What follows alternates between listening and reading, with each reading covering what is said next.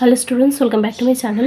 Class 8 রায় মার্টিনের প্রশ্নবিচিত্র 2024 প্রথম পর্যায়ক্রমিক মূল্যায়ন বাংলার আগের ক্লাসে আমরা মডেল কোয়েশ্চেন পেপার 3টা সলভ করেছিলাম, তাই আজ সলভ করছি মডেল কোয়েশ্চেন পেপার 4। এর আগের ভিডিওসগুলো যদি না দেখে থাকো নিচে ডেসক্রিপশন বক্সে লিঙ্ক দিয়ে দেবো, চাইলে সেখান থেকে দেখে নিতে পারবে, কিংবা সেগুলি প্লেলিস্টে পেয়ে যাবে, প্লেলিস্ট থেকে দেখে নিতে পারো। এছাড়াও তোমরা প্লেলিস্টে পাবে তোমাদের ইংলিশ টেক্সট আর ম্যাথসের সলিউশন, আর তার সঙ্গে পেয়ে যাবে প্রশ্নবিচিত্রের অন্যান্য সাবজেক্টের সলিউশন। তাই চ্যানেলে গিয়ে প্লেলিস্ট খুলে যে ইচ্ছা মতো প্রয়োজন মতো ভিডিও দেখে নিও, আর এই ভিডিওটা স্কিপ না করে প্রথম থেকে শেষ পর্যন্ত দেখো, সব উত্তরগুলি নোট ডাউন করে নিও।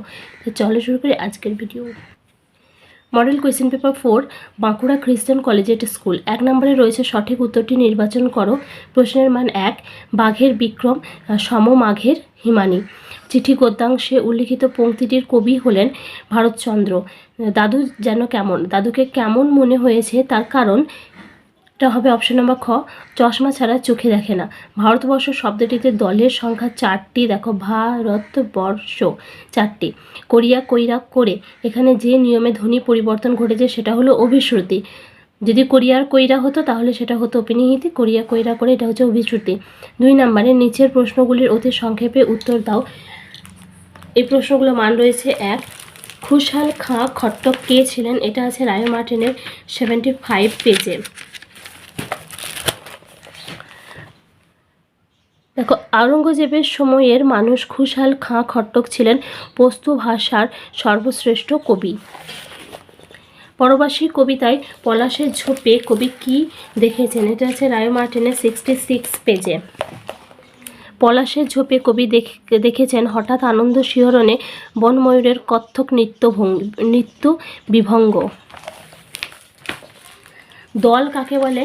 আছে রায় মার্টিনের 329 পৃষ্ঠাতে। বাকযন্ত্রের স্বল্পতম প্রয়াসে কোনো শব্দে যতটুকু অংশ একটি ঝোঁকে উচ্চারণ করা যায় তাকে দল বা অক্ষর বলে। 4 নম্বর আছে ধ্বনি বিপর্যয় বা বিপর্যাস বলতে কি বোঝো? এটা আছে রায় মার্টিনের 333 পৃষ্ঠাতে। পদমধ্যস্থ দুই ধ্বনির অবস্থানের পারস্পরিক পরিবর্তনকে বিপর্যাস বা ধ্বনি বিপর্যয় বলে, অর্থাৎ উচ্চারণের ভুলে ধ্বনির স্থান অদল বদল হয়ে যাওয়াকে ধ্বনি বিপর্যয় বলে। যেমন পিশাচ থেকে পিচাস, বারাণসী থেকে বানারসি, বাক্স থেকে বাস্ক ইত্যাদি। এরপর আছে 5 নম্বরে 2-এর 5-এ গেঁয়ো যোগী ভিক পায় না, এই প্রবাদটিকে ব্যবহার করে একটি বাক্য রচনা করো। এটা রায় মার্টিনের 357 পৃষ্ঠাতে পাবে।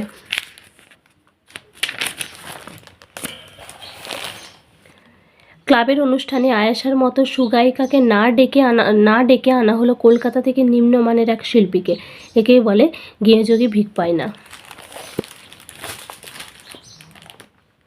যুদ্ধ জিনিসটি উপভোগ করার জন্য অপু কী করতো? আছে রায় মার্টিনের 259 পৃষ্ঠাতে। যুদ্ধ জিনিসটা উপভোগ করার জন্য অপু একটা উপায় বের করেছিল। সে একটা বাখারি বা হালকা কোনো গাছের ছালকে অস্ত্ররূপে হাতে নিয়ে বাড়ির পিছনের বাঁশবাগানের পথে বা বাইরের উঠোনে ঘুরে ঘুরে বেড়াতো আর আপন মনে যুদ্ধ খেলত। 7 নম্বরে রয়েছে বেদ ছাড়া পাঠশালায় শিক্ষাদানের বিশেষ উপকরণ বাহুল্য ছিল না। কার পাঠশালার কথা বলা হয়েছে? এটা গুরুমশাইয়ের পাঠশালার কথা বলা হয়েছে। 3 নম্বরে আছে নিচের প্রশ্নগুলির উত্তর দাও। 3-এর 1-এ রয়েছে, আচ্ছা প্রশ্নগুলোর মান রয়েছে 2।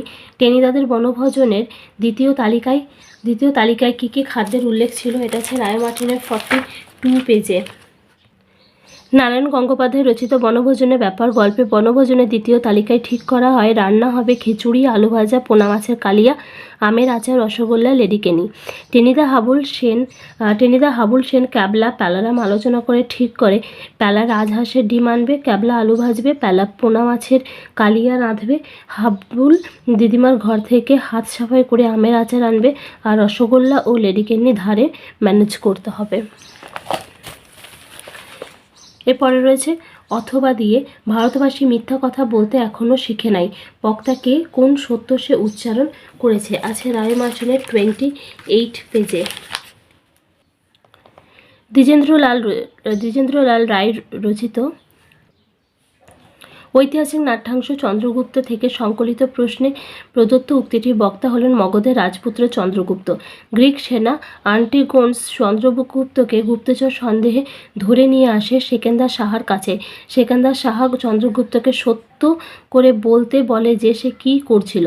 তখন বক্তা সত্য উচ্চারণ করেন, আমি সম্রাটের বাহিনীর চালনা, ব্যূহ রচনা প্রণালী, সামরিক নিয়ম এইসব মাসাব্দী কাল ধরে শিখছিলাম। তিনি 2 নম্বরে রয়েছে ভালো মন্দ যাহাই আসুক সত্যেরে লও সহজে।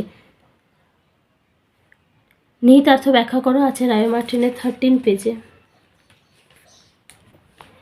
উদ্ধৃত অংশটি কবিগুরু রবীন্দ্রনাথ ঠাকুরের লেখা বোঝাপড়া কবিতা থেকে গৃহীত। আলোচ্য কবিতায় কবি বলেছেন, মানুষের জীবনে নানা ধরনের সমস্যা আসে, সেই সমস্যা থেকে মুক্ত হওয়ার জন্য সবার আগে মনের সঙ্গে বোঝাপড়া করতে হয়, কারণ মনই আমাদের চালিত করে। কেউ নিজের সর্বস্ব বিকিয়ে দেয়, আবার কেউ কানাকড়িও দেয় না অপরকে।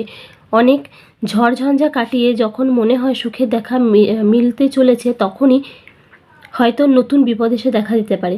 এক্ষেত্রে ভেঙে পড়লে চলবে না, বিধির সঙ্গে বিবাদ করলে চলবে না, মনের সঙ্গে বোঝাপড়া করতে হবে। যেখানে কোনো বিপদের আশঙ্কা কেউ করে না, সেখানে বিপদ দেখা দিতে পারে। যার সঙ্গে যতটুকু তফাৎ আছে তা মিটিয়ে ফেলতে হবে, না হলে জীবন থেকে দূরে সরে যেতে হয়। পৃথিবীর আনন্দযজ্ঞে অংশগ্রহণ করা যায় না, চিরসত্যকে সর্বদাই সহজে স্বীকার করে নিতে হয় মনের সঙ্গে বোঝাপড়ার মাধ্যমেই। এই কারণেই আলোচ্য কবিতায় কবি প্রশ্নোক্ত অংশটি 5 বার উচ্চারণ করেছেন। শেষ প্রশ্ন রয়েছে 3 অথবায়, রাত্রির নির্জন ঘরে আমি আর চড়ুই একাকী। পংক্তিটিতে একাকী শব্দটির প্রয়োগের সার্থকতা বুঝিয়ে দেওয়া আছে রায় মার্টিনের 86 পেজে। এই শেষ প্রশ্নের উত্তর দেওয়ার আগে বলে রাখি, যদি ভিডিওটা ভালো লাগে তো প্লিজ লাইক করবে, কমেন্টস করবে, বন্ধুদের সঙ্গে শেয়ার করে দেবে। নতুন হয়ে থাকলে চ্যানেলটি সাবস্ক্রাইব করে রেখে পাশে থাকা বেল নোটিফিকেশন অন করে দেবে, যাতে নেক্সট ভিডিও সবার আগে তোমার কাছে পৌঁছে যায়। কবি তারাপদ রায় রচিত একটি চড়ুই পাখি কবিতায় কবির জীবনে একাকিত্ব কোথায় যেন এক গভীর বেদনা সৃষ্টি করেছে। আধুনিক জীবনের সবচেয়ে বড় ব্যাধি আত্মকেন্দ্রিকতা, আর তার থেকে বহু মানুষের জীবনে একাকিত্বের ক্ষত সৃষ্টি হয়। এই জনহীন কক্ষে কবি আর সঙ্গী চড়ুইটিও সঙ্গীবিহীন। সেই অর্থে একাকী শব্দ নিঃসঙ্গ জীবনের বেদনাকে আরও গাঢ় করে তুলেছে।